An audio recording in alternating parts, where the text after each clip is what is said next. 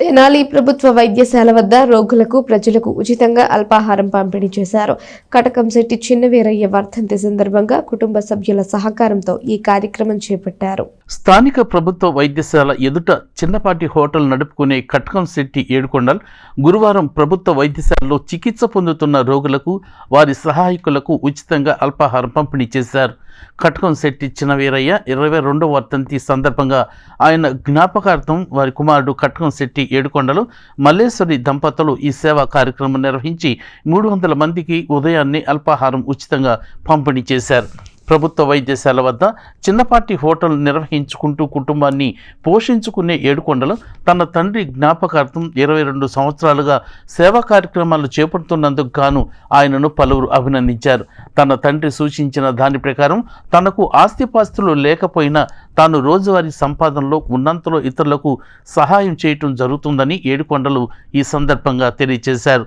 వృద్ధాప్యంలో ఉన్న తల్లిదండ్రులను ఎవరూ నిర్లక్ష్యం చేయవద్దని ఆయన సూచించారు. మాది ఇక్కడ బండి పెట్టుకొని 23 సంవత్సరాలు అయిందండి. మాది అంగలగుజరి గ్రామం. మా నాన్నగారు వర్ధంతి 22వ వర్ధంతి. మా నాన్నగారు కటకంశెట్టి చిన్నవీరయ్య అంగలగుజరి చిన్న రైతు కుటుంబంలో పుట్టాడు, చిన్న రైతు.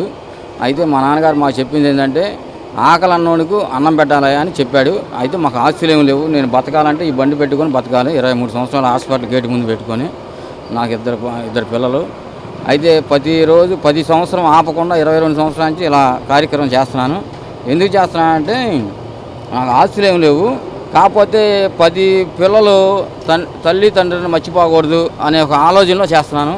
ఇవాళ కోట్లు సంపాదిస్తున్నారు. అందరూ సంపాదించి అమ్మా నాన్న వచ్చేటప్పటికి పెళ్ళిళ్ళు అయిపోగానే ఇంట్లో భార్యలు రాగానే వాళ్ళని తీసుకెళ్ళిపోయి అనాథ ఆశ్రమంలో వదిలేస్తున్నారు.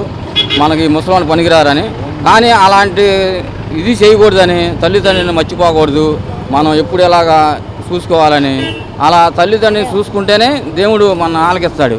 దేవుడికి డైలీ పూజ చేసినా అమ్మా నాన్న మర్చిపోయి దేవుడు ఆలకించడు.